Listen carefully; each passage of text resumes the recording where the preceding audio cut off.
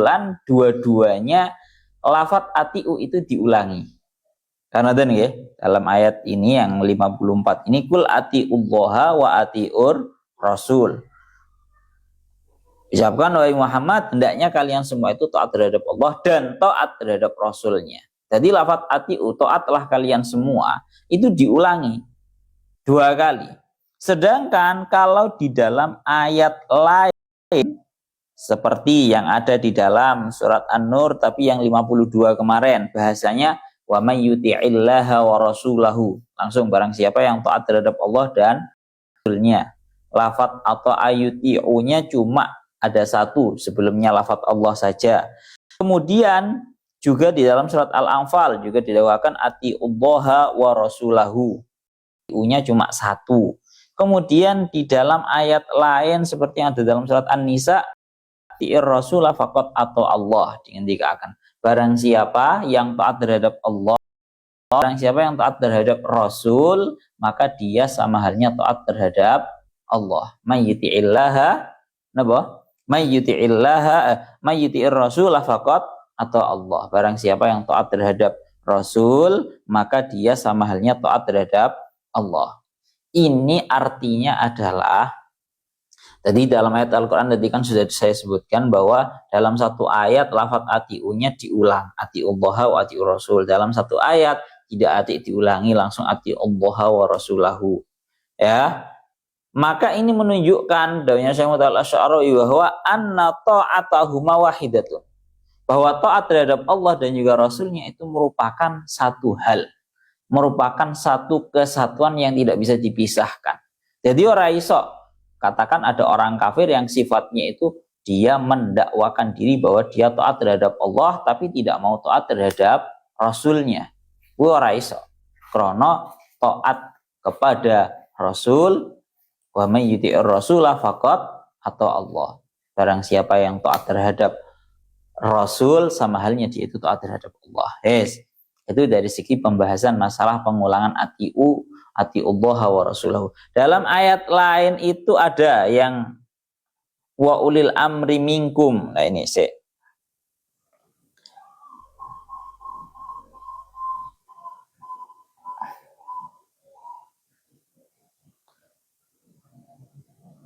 Wa ulil amri minkum. Lah ini di dalam surat An-Nisa ayat 59. Ya ayyuhalladzina amanu atiullaha wa atiur rasul wa ulil amri minkum. Jadi ini surat An-Nisa ayat 59. Maka tengeriki tinggal akan wahai orang-orang yang beriman, hendaknya kalian semua itu taat terhadap Allah dan taat terhadap Rasulnya, wa ulil amri minkum, dan taat kepada para pemimpin dari kalian semua. Ini kalau dawuhnya Syekh Muhammad Al-Asy'ari dalam ayat ini untuk menunjukkan bahwa berarti kan 3 ya, yang harus diturut dalam hal ini adalah 3. Allah, Rasul, dan juga ulil amri, seorang pemerintah. Seorang katakan dalam hal ini adalah presiden. Maka ditenggeriki didakwakan oleh Syekh Muhammad Al-Asy'ari, kamu harus benar-benar melihat tatkala lafadz atiu itu ketika maf'ulnya adalah Allah dan juga Rasulnya itu diulangi.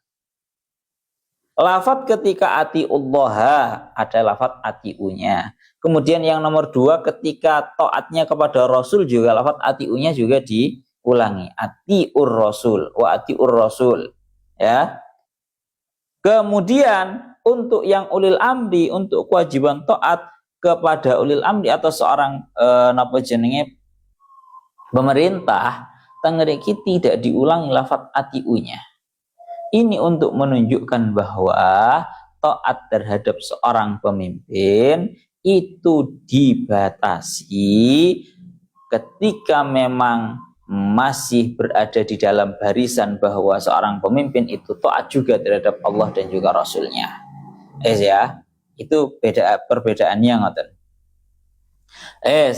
Terus kita lanjutkan ngeten. Nah, seperti yang kita ketahui bahwa yang namanya Al-Quran itu ketika membahas mengenai hukum itu akan membahasnya hanya secara umum. Kemudian yang menafsil adalah Kanjeng Nabi di dalam hadis-hadisnya. Jadi karena memang nopo, karena Al-Quran ini pada hakikatnya bukan merupakan kitab-kitab hukum. Fahasbu kal kutubis sabiqah innama huwa kitab ijazin. Dawuhnya Syekh Mu'tal Asy'arawi bahwa Al-Quran ini pada hakikatnya bukan kitab yang sebuah kitab yang membahas hukum secara mendalam, bukan. Tapi yang namanya Al-Quran ini yang merupakan kitabu ijazin, sebuah kitab yang bisa buat siapapun tidak bisa meniru terhadap Al-Quran dari segi balaghah dan juga keindahan lafadznya. Ya, jadi tak ulangi lagi bahwa Al-Quran itu laisa kitab ahkamin, kitab yang membahas hukum secara mendalam, secara mentafsil. Karena memang Al-Quran itu pada kitabu napa? I'jazin, kitab yang memiliki fungsi i'jaz atau melemahkan terhadap siapapun untuk bisa meniru terhadap Al-Quran. Sehingga Al-Quran itu selalu kalau membahas itu hanya secara global. Napa? Hanya secara global. Kalau dalam ayat ini bahasanya kul atiullaha wa atiur rasul. Ucapkan wahai Muhammad, taatlah kalian semua terhadap Allah dan taatlah kalian semua terhadap Rasulnya. Kalau di dalam surat Al-Hasyr itu kan perintah taat ya. Kalau larangan dalam surat Al-Hasyr ayat 7, wa ma atakumur rasulu fakhuduhu wa ma nahakum anhu fantahu. Ya, apapun yang dibawa oleh Rasulnya Allah, hendaknya kalian semua mengambilnya, melakukannya. Dan apapun yang dilarang oleh Rasulnya, yakni baginda Nabi, tahu hendaknya kalian semua itu menyudahi.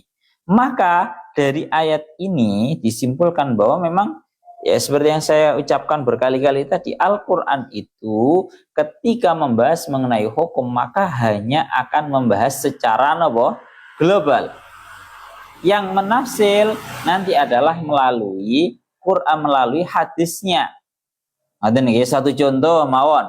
Fasalatu masalan amara biya al-haqqu tabaraka wa ta'ala. Kalau yang namanya sholat itu ya dalam Al-Quran yes, cuma secara global aqimus sholat, cuma gitu toh. Hatuz zakah, bayar zakat, laksanakan sholat, dirikan sholat itu semari, cuma begitu saja. Baru kemudian di dalam penafsirannya itu di dalam hadisnya Kanjeng Nabi. Ini untuk membahas masalah kul atiullaha wa atiur rasul. Sehingga dulu itu diceritakan ada seorang ulama yang namanya Muhammad Abduh. Muhammad Abduh ini seorang ulama yang kebetulan ditanyai oleh sebagian orang, ya bisa dikatakan orangnya ini agak liberal. Dia mengatakan, dia bertanya kepada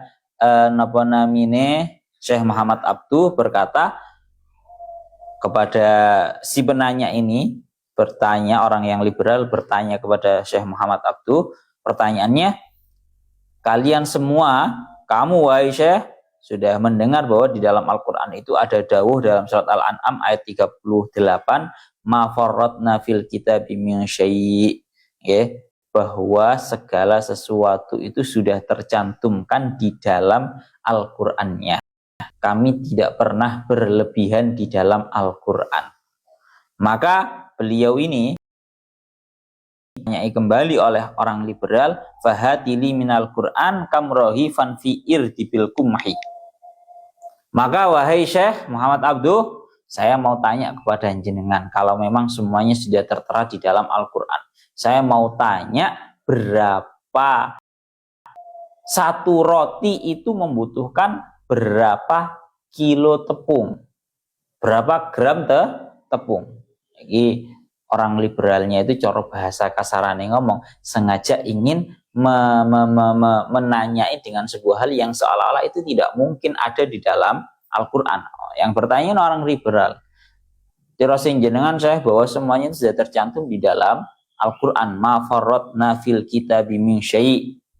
Terus coba kalau tanglet nang jenengan, apa satu roti itu kira-kira komposisinya berapa gram tepung. Wes akhirnya Syekh Muhammad Abdul ya mbok tak jawab. Marono akhirnya nopo Syekh Muhammad Abdul ini berangkatlah kepada Al-Khabbazin, kepada para tukang roti. Tanya kepada para tukang roti, kira-kira sak roti itu entek pirang gram tepung? Akhirnya dijawab, anu Syekh, kalau satu roti itu biasanya menghabiskan sekian gram tepung. Setelah bertanya kepada tukang roti, akhirnya diutarakanlah kepada para penanyanya. Para penanyanya dijawab, ini loh kamu katanya bertanya bahwa berapa gram untuk bisa menghasilkan 1 kilo, katakan apa namanya 200 gram, 2 on nanti bisa menjadi 1 roti. Ini sudah diutarakan kan kepada si pundi orang yang bertanya itu tadi. Jadi 1 roti itu komposisinya adalah 200 gram tepung. Nah, karena memang dasarnya memang dia itu merupakan orang yang liberal, dia berkata, apa dalilnya dari Al-Quran yang mengatakan bahwa 1 roti itu berkomposisikan 200 gram tepung? Apa enek? Nang Qur'ane apa enek? Wah, Syekh Muhammad Abdul enek ngono kuwi. Jarine kabeh-kabeh ono nang Qur'an. Wah, Syekh Muhammad Abdul dengan cerdasnya beliau berkata, "Loh, enek iki nang Al-Qur'an." Napa? Enek iki nang Al-Qur'an. Lha napa ayate? Ayate iku rupane yaitu daunya Allah Ta'ala dalam surat An-Nahl ayat 43, fas'alu ahla dzikri in kuntum la ta'lamun. Hendaknya kalian semua itu bertanya kepada orang-orang yang punya ilmu jika kalian semua itu tidak tahu. Lah aku iki orang ngerti sing jenenge komposisine 1 roti itu terbuat dari berapa gram tepung. Lah aku wis mari takok nang ahlinya berupa orang-orang tukang roti. Ya berarti itu referensinya dari Al-Quran, fas'alu ahla dzikri in kuntum la ta'lamun. Ya, jadi begini cara bahasa kasarannya ngomong begini. Suatu hal yang sifatnya itu dijelaskan hanya secara umum, itu mungkin di dalam pandangan seseorang seolah-olah kurang lengkap. Dalam pandangan orang-orang yang sifatnya mungkin masih belum memahami, seolah-olah itu dipandang kurang lengkap. Padahal pada hakikatnya sebuah hal yang diterangkan secara umum itu pada hakikatnya justru malah mencakup kepada semua hal.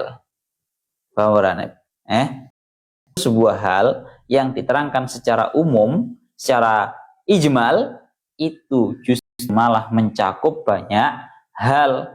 Berbeda ketika yang dijelaskan itu secara tafsil, niscaya kalau dijelaskan secara tafsil seringkali banyak hal. Paham ya? Jadi Al-Quran itu menjelaskan secara bukan kok gara-gara justru malah kurang, justru untuk mencakup terhadap banyak hal. Ngeriki tinggi akan ngoten. Maka satu contoh mawon, satu contoh seperti yang ada dalam Al-Quran. Golek nang Al-Quran sing suwareh ya, salat subuh, salat duhur, salat asar, salat asar, salat maghrib, salat isya ora enek.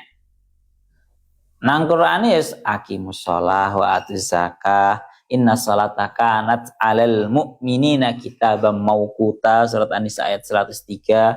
Ya cuma secara global seperti itu tok, bahwa salat itu merupakan sebuah hal yang sifatnya diwajibkan dan memiliki waktu, mauquta yang memiliki waktu. Secara garis globalnya ya cuma seperti itu tok. Ya. Lah itu nanti baru dijelaskan secara umumnya di dalam Al-Qur'an, di dalam hadis Kanjeng Nabi yang menjelaskan salat duhur, salat asar dan seterusnya. Itu membahas atiullaha wa atiur rasul. Ngoten nggih. Ya Allah ya Rabbi ya Karim.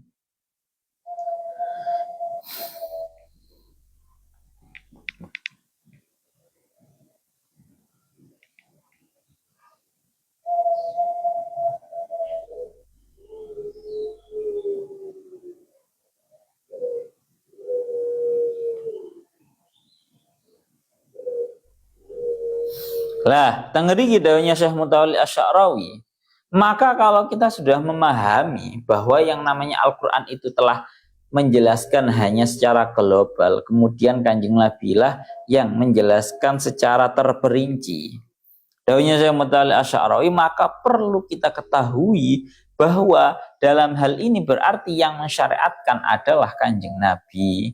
Allah Ta'ala mensyariatkan, katakan dalam hal ini kita sebutkan salat itu hanya mensyariatkan hanya secara global tentang kewajibannya salat saja. Lah kemudian secara terperincinya itu Kanjeng Nabi, dan ini merupakan kekhususan dan keistimewaannya Kanjeng Nabi.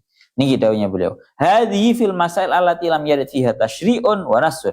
Far rasul fi hadhil halah wal musyarri'.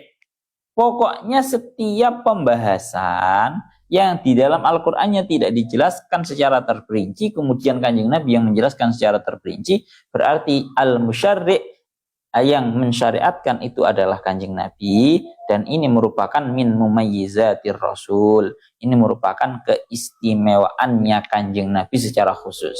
Beda dengan nabi-nabi dan juga rasul-rasul pada zaman dahulu sebelumnya Kanjeng Nabi. Kalau rasul-rasul yang sebelumnya Kanjeng Nabi itu mereka hanya beliau hanya menerima jadi, langsung napa namanya syariate ditampa marun disampaikne. Itu kalau rasul-rasul sebelumnya Kanjeng Nabi. Tapi kalau yang Kanjeng Nabi niki beda. Wa kana sallallahu alaihi wasallam wal wahid alladzi fuwwida minallahi fit tasyri'. Kanjeng Nabi itu salah satu-satunya sosok Nabi, sosok Rasul yang oleh Allah Ta'ala dipasrai untuk tasyri' atau memberikan sebuah syariat, penjelasan syariat. Ngerti ngaten. Kalau lanjutakan fa in tawallau fa innama alaihi ma hummil wa alaikum ma hummiltum.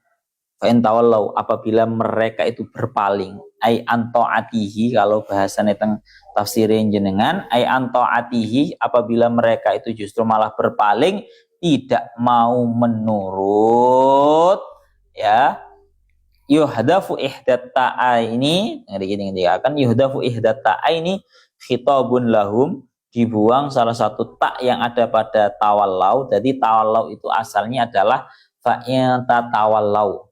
Ini sampun kula jelasaken bahwa napa taknya itu ada dua. Ini kalau di dalam kaidah alfiyahnya wa ma bita ainib tudi qad yuktasar fihi ala taka tabayanul ibar. Wa ma bita ainib tudi, sebuah fi'il mudhari' yang diawali dengan dua tak, qad yuktasar, terkadang dicukupkan hanya satu tak saja. Qad yuktasar wa ma bita ainib tudi qad yuktasar bihi ala taka tabayanul ibar, terkadang dicukupkan atas hanya satu tak saja. Ingat ini. Khitabun lahum, ini menghitabi terhadap mereka.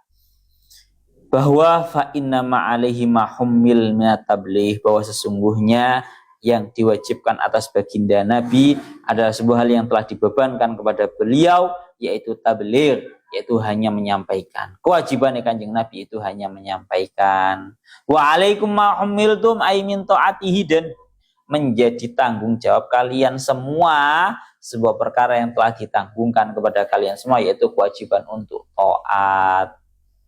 Pokoknya berarti ketika terjadi yang namanya fa'il tawallau, mereka semua itu berpaling dari taat terhadap Kanjeng Nabi, maka tengeriki ingin dikatakan bahwa kewajibannya wis dewe-dewe. Kanjeng Nabi kewajibannya tabligh risalah, menyampaikan syariat, dan kewajibannya mereka para munafikun dan secara globalnya kepada semua para manusia ini adalah untuk taat terhadap Kanjeng Nabi. Lalu dawuhnya Imam Fakhruddin, jadi ini beliau li annahu ta'ala a'lamu bi hirsin nabi ala hidayatil qaum. Dawuh yang seperti ini pada hakikatnya ini untuk Karena memang Allah Ta'ala itu maha tahu bahwa Kanjeng Nabi itu memiliki keinginan yang sangat besar agar para umatnya itu mendapatkan hidayah dengan bentuk wa yujidu nafsahu fi da'watihim kama khatabahu fi maudhi'in akhar la'allaka bakhi'un nafsaka alla yakunu mu'minin. Nggih, ngriki dikaaken maka Nabi itu selalu bersungguh-sungguh ing dalem agar umatnya secara keseluruhan benar-benar mendapat la'allaka bakhi'un nafsaka alla yakunu mu'minin. Ka'anal haqqa tabaraka wa ta'ala yaqulu li nabiyyi kullahum wad'uhum marratan saniyatan ituriha nafsaka kulli Allah wa ati'ur rasul wa in kunta khairum mukallaf. Sebuah bentuk sekaligus juga ngeten fa innama alaihi ma humila wa alaikum ma humiltum. Jadi sekaligus juga ini kan sering ya, ini bahasanya adalah merupakan tasliyah atau pengaring-ngaring, penghibur untuk Kanjeng Nabi bahwa tatkala engkau wahai Muhammad sudah bersungguh-sungguh di dalam berdakwah kepada Allah Ta'ala, menyampaikan risalahnya, namun kebetulan beberapa orang itu kok tidak mau untuk menerima, beriman, dan juga justru malah berpaling, maka perlu kamu ingat wahai Muhammad, fa innama alaihi ma humil, bahwa kewajibanmu itu hanyalah apa yang telah dibebankan kepadamu berupa hanya sebuah tabligh atau menyampaikan risalah. Kowe iki kewajibane mek gur ngomong tok, mari diomongi ya wis, kamu telah melaksanakan satu kewajiban. La wa alaikum ma humiltum, dan bagi kalian semua wahai para orang-orang munafik itu sebuah perkara yang dibebankan atas kalian berupa nopo taat terhadap Kanjeng Nabi. Ya, jadi ayat ini nadanya adalah tasliyah atau ngaring-ngaring atau menghibur terhadap Kanjeng Nabi bahwa ketidakimanan orang-orang kafir atau juga orang-orang munafik yang hatinya tidak iman itu tidaklah sama sekali merupakan dosa bagimu wahai Muhammad. Sama sekali sudah tidak berdosa karena engkau sudah menyampaikan sebuah risalahnya. Yes, podo ini juga secara garis globalnya juga ini merupakan bahasannya cerminan juga buat kita bahwa kita itu kalau ingin mengingatkan orang lain, mengajak orang lain kepada sebuah kebaikan, cukup kita omongi sekadar kemampuan kita, setelah itu selesai sudah. Karena kita itu mengajak, bukan memaksa. Yang namanya mengajak itu beda dengan memaksa. Kalau mengajak itu cukup kita sampaikan, kita omongi secara baik, sudah cukup, itu namanya mengajak. Kalau memaksa, ora kaya ngono, ya ora nurut, jotos Pak, kudu sampai nurut, itu jenenge memaksa. Kita sudah dihentikan. Ya Allah ya Rabbi ya Karim, la ikraha fiddin, tidak ada pemaksaan di dalam agama. Bon, dihentikan. Tapi sekali lagi, wa in tuti'uhu tahtadu. Andaikan kalian semua itu nurut terhadap Kanjeng Nabi, huneki balike nang Kanjeng Nabi, tahtadu, niscaya kalian semua itu mendapatkan hidayah.